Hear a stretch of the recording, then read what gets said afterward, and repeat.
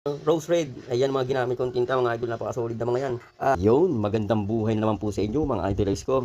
Ito, share ko nga pala sa inyo mga idols ko. Bali ang gagawin pa rin natin ay magtatattoo tayo mga idols. At dito mga idols ko ay home service pala to mga idols ko. Bali ang napiling design ni ma'am ay feather, tapos lalagyan daw po ng mga kulay. Bali watercolor po pala ang naisip namin na ilagay mga idols. At dito pala mga idols ko, ay na-edit ko pa yung design. Syempre, kinukuha natin yung tamang sukat para naman maganda pag nailapat natin sa balat. Saktong-sakto sa paglalagyan. Ayan, bali dito pala mga idols ko, kumuha pala ako ng 3 sukat para na sa ganun ay makapili si madam ng tamang sukat para dun sa paglalagyan namin na tattoo ni madam, di ba? Nga pala mga idols ko, samantalahin ko na. Gusto ko ring batiin at pasalamatan. Wala nang iba, nag-iisang Supremo ng Pinas, Arctic Ink, ayan, by Bong Arquines, and syempre si Utol Bani Arquines. Nga pala mga idols ko, sila pala ang owner ng Arctic Ink sa mga hindi po nakakaalam. At yun na nga mga idols ko, magbalik tayo sa ating ginagawa. At dito nga pala yung mga idols ko ay agad-agad na nating pinirint.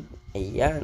At dito naman mga idols ko, ay nakapunta na nga tayo sa ating destinasyon. Bali dito mga idols, ay agad na ako nakapag-setup.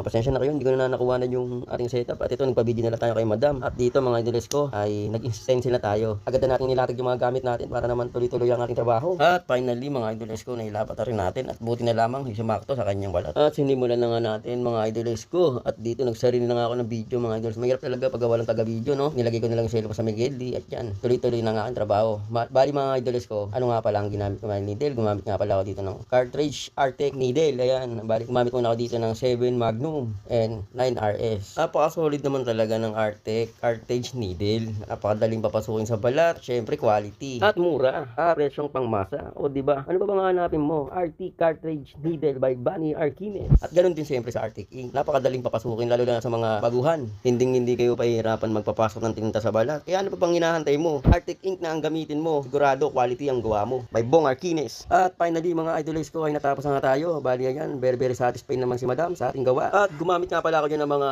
tinta ng violet, true blue, green, lime green, yellow, and rose red. Ayan mga ginamit kong tinta mga idol, napaka-solid na mga yan. At mga nais palang patato, pwede nyo po akong i-message sa aking Facebook.